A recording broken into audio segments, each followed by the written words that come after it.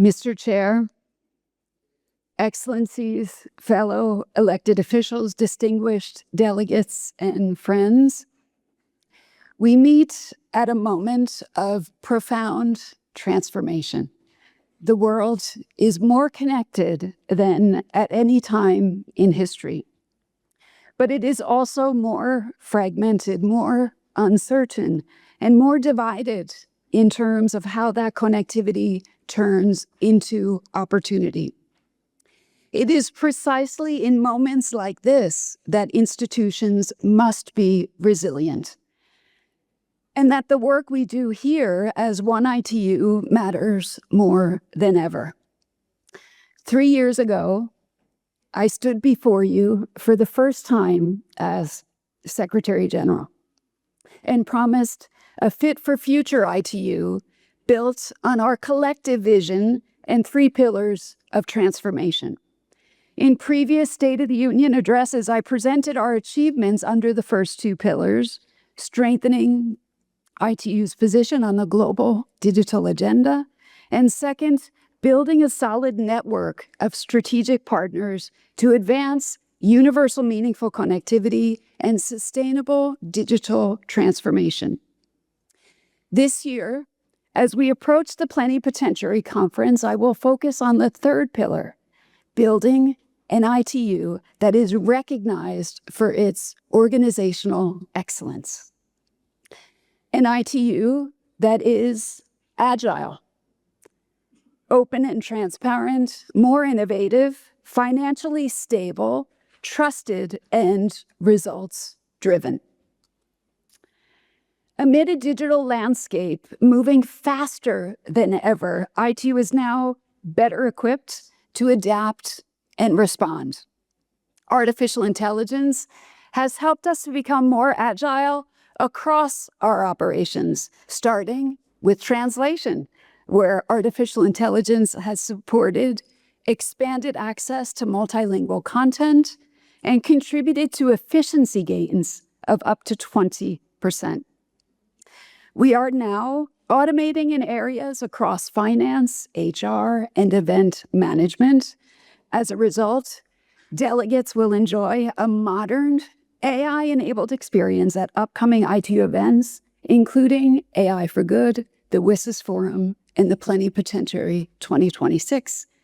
You'll see just outside this room live demos of these improvements, and I hope you will stop by to see how they can impact your work. We are also making good progress towards a union that holds itself to the highest standards of accountability and transparency. Today, a fully staffed oversight unit combining audit, investigation, and evaluation functions is now operational. We have a new independent ombudsman function which is shared with WIPO. And together with the ethics office and oversight, we have the capacity to sustain that openness and transparency. ITU is now an organization where innovation comes from everywhere. Today, we have over 100 staff that have graduated from our Changemakers program. Their work has helped to update our recruitment processes, reinforced evaluation, informed our AI use policy, and led a new AI-powered search tool that we're excited to showcase at the Plenipot 2026. We have also evolved the head of IS role, I think our head of IS is in the room, into a chief information officer who's working closely with the transformation team to embed innovation right across the ITU. Counselors, ITU is an organization that lives within its means and makes every Swiss franc work harder for you and for all our members. We have closed 2025 with a budget surplus, and savings have been put forward for your consideration, along with plans to reinvest these savings back into the union that delivers more for its membership. We have achieved, as the chair just alluded to, full IPSIS compliance with improvements to Treasury, extra budgetary funds, and budget allocation systems.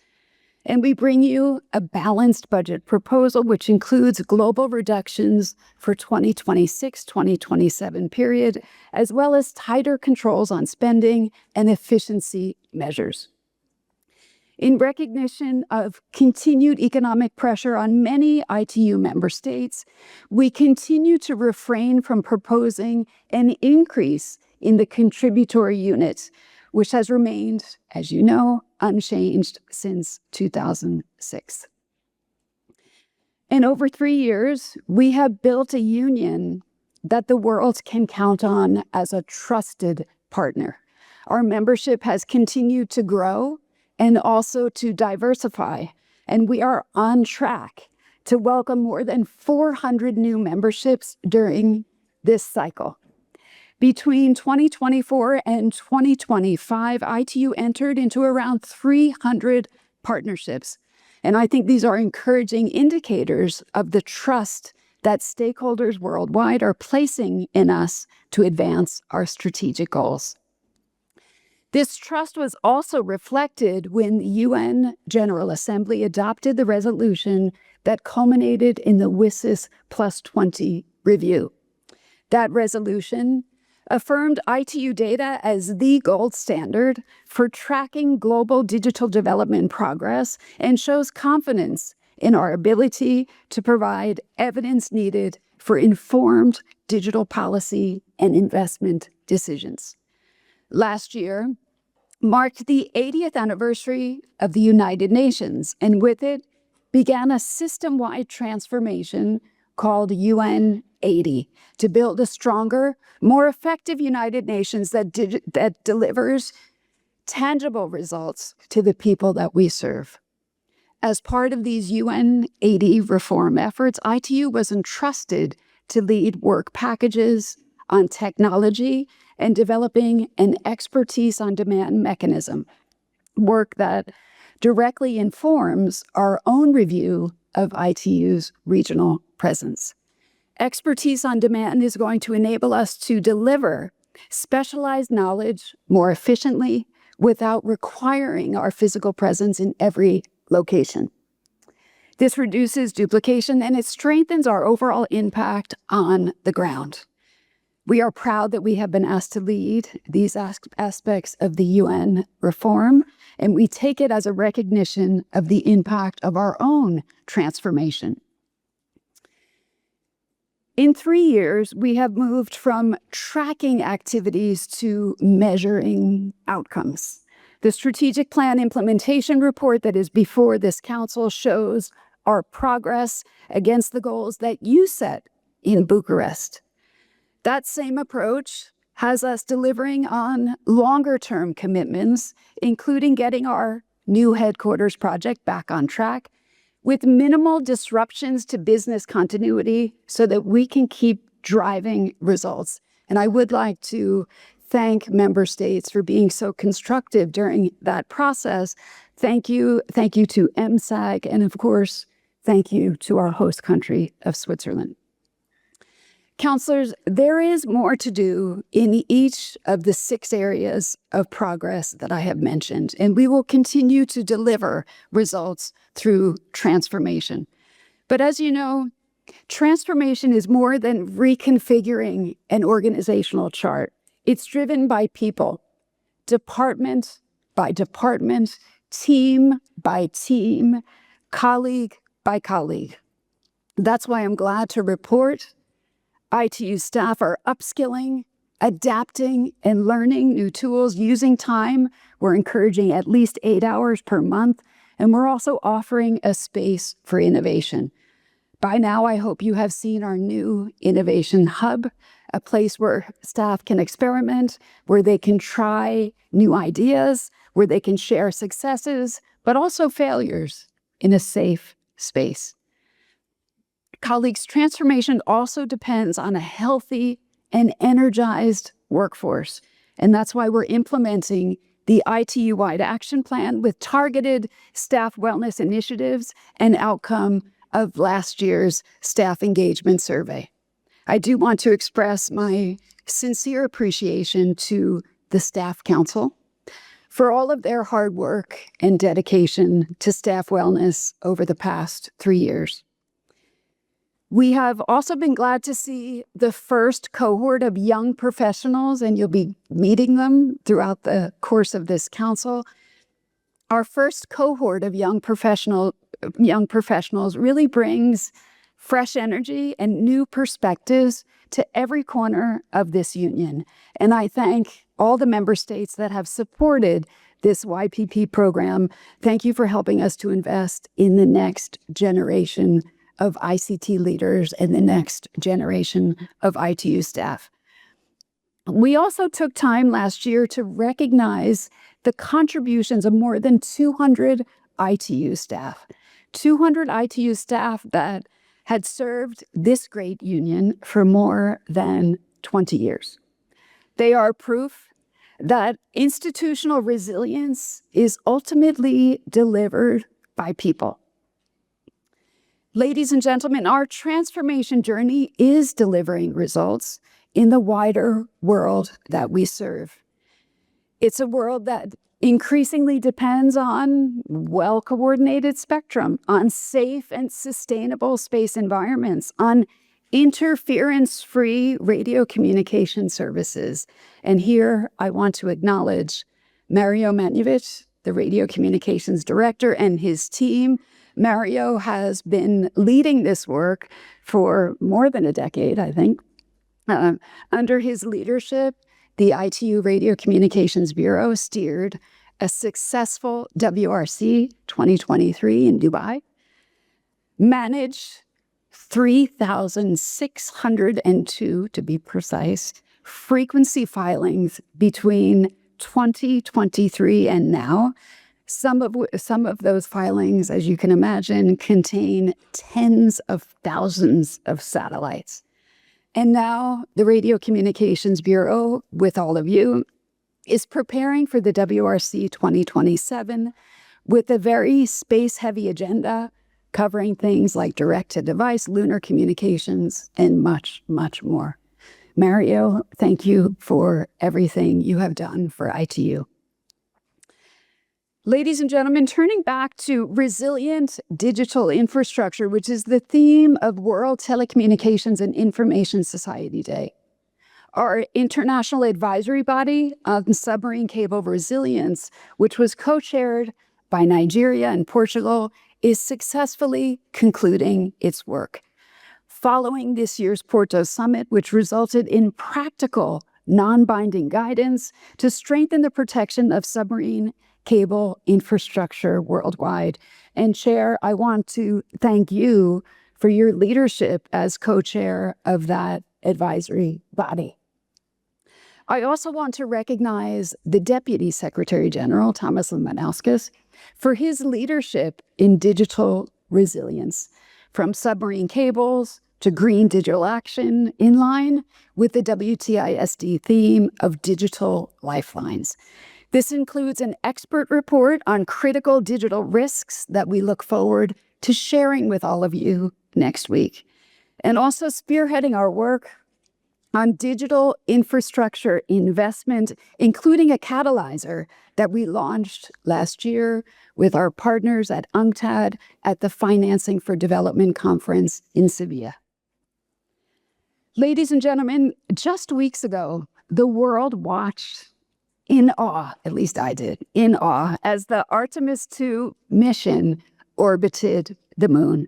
Using spectrum coordinated by ITU, the astronauts even streamed 4K video from lunar orbit encoded with the H.265 standard developed by ITU-T, and showing what global collaboration on standards and spectrum makes possible. Here I want to acknowledge our TSB director, Seizo Inoue-san, and his team. Seizo's leadership delivered a successful WTSA 2024 in New Delhi, and under his direction, the ITU has strengthened its collaboration with other international standards development organizations.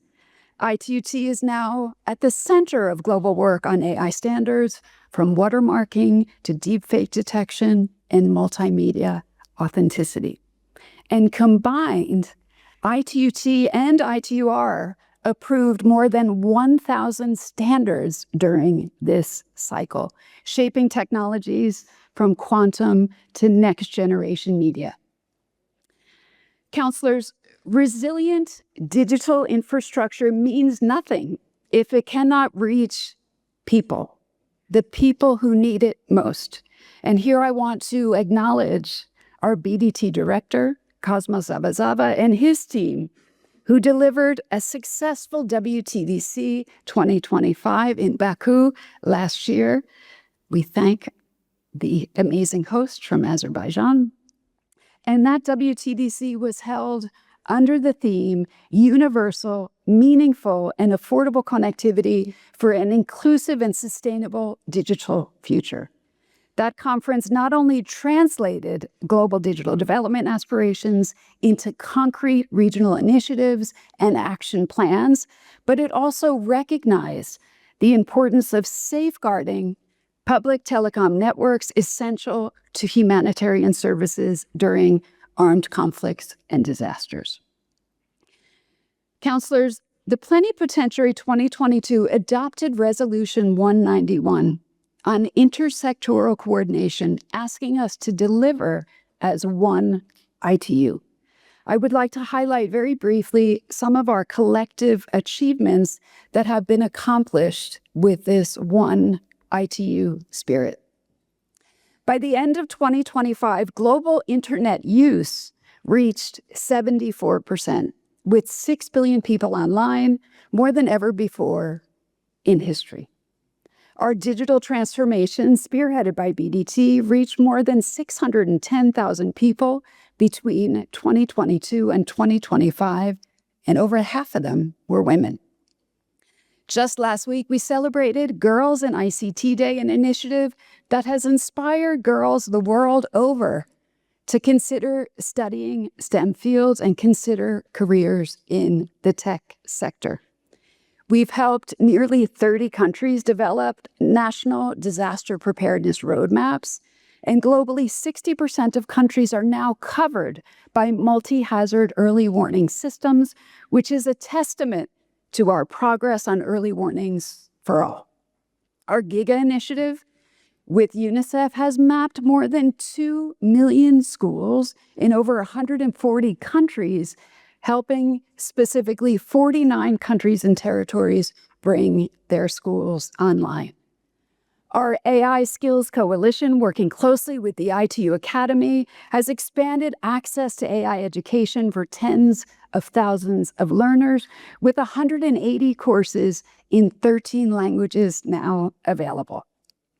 Our Partner to Connect Digital Coalition has mobilized more than $80 billion in commitments across over 1,000 pledges in 149 countries. And I do want to thank everyone in this room that has made a pledge.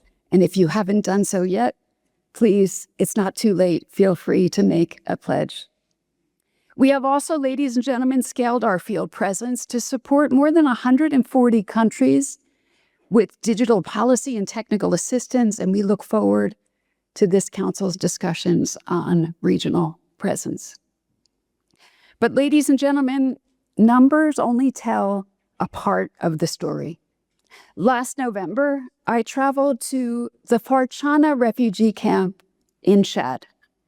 What I saw there is something I cannot forget. Families who had lost everything, young people who watched their schools, homes, and cities disappear.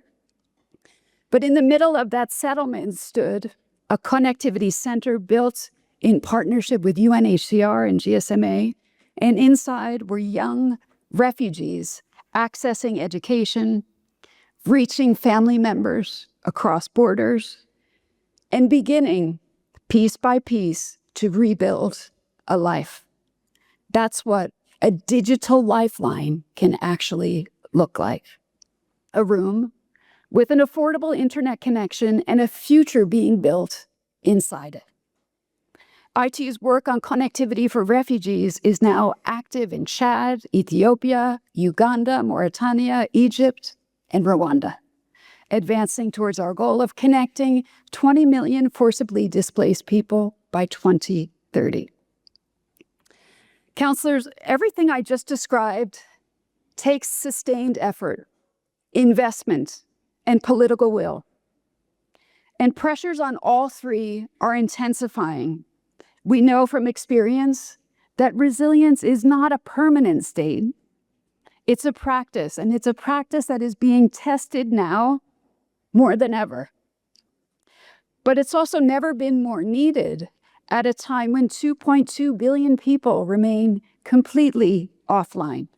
At the same time, multilateral institutions continue to face the strong headwinds of funding cuts and questions about relevance. But when the cost of cooperation feels high, I would urge you to think about what could happen without it. Uncoordinated spectrum resulting in services being unusable, unimplemented standards resulting in higher cost and technologies that cannot interoperate, unaddressed digital divides becoming AI-driven inequalities. The case for multilateralism, ladies and gentlemen, in our sector has never been clearer. Technology is moving faster than policymakers can keep pace, which is why we must take every opportunity to close the gaps. And one is coming in just 2 weeks, when regulators are going to be gathering in Ankara for the GSR 2026, and they will be navigating the evolving digital frontier together. The upcoming World Telecommunication ICT Policy Forum in Nassau will be convening stakeholders to build consensus on the emerging technology questions that will shape our next strategic cycle. And I want to commend the informal expert group, which met here this past Sunday. I want to commend that group for concluding its work with a forward-looking, consensus-based set of opinions for the forum to consider. And in July, ladies and gentlemen, the first ever UN Global Dialogue on AI Governance, which ITU has been entrusted to co-coordinate alongside UNESCO. That dialogue will take place together with AI for Good and the WSIS Forum back-to-back here in Geneva. I think that also reflects the trust that we have built in digital cooperation around artificial intelligence, grounded in years of thought leadership in this space. Together, they will mark a defining moment and a meaningful shift towards practical outcomes and broader inclusion. Counselors, in just over 6 months, we will gather in Doha for the Plenipotentiary Conference to set the direction for the next 4 years of this union's work. The strategic plan implementation report before this council will help us to understand what worked, what needs strengthening, what must we prioritize in the next strategic period. But as we close this cycle and look to the next one, we know that resilience is not sustained through austerity alone, but reinforced through strong efficiency measures and reinvesting in what matters. That is what continued resilience demands, and how ITU not only becomes but remains fit for the future. Ladies and gentlemen, Mr. Chair, this is the state of our union, a union that made promises 3 years ago and continues to deliver, a union whose internal transformation strengthened external resilience for institutions, for networks, for people, and for communities who need us most. A union that is clear-eyed about the challenges ahead and strong enough to meet them. The ITU has endured for 161 years because every generation that came before us understood that technology only serves humanity when we decide and when we organize ourselves to make it so. From our inception, this organization has evolved with every new technology, kept pace with each new wave of change, and continues to do so today. The case for what comes next is built on what this union together has already shown it can do. And I look forward to continuing that work together as we build a meaningfully connected, sustainable digital world for everyone, everywhere. Thank you.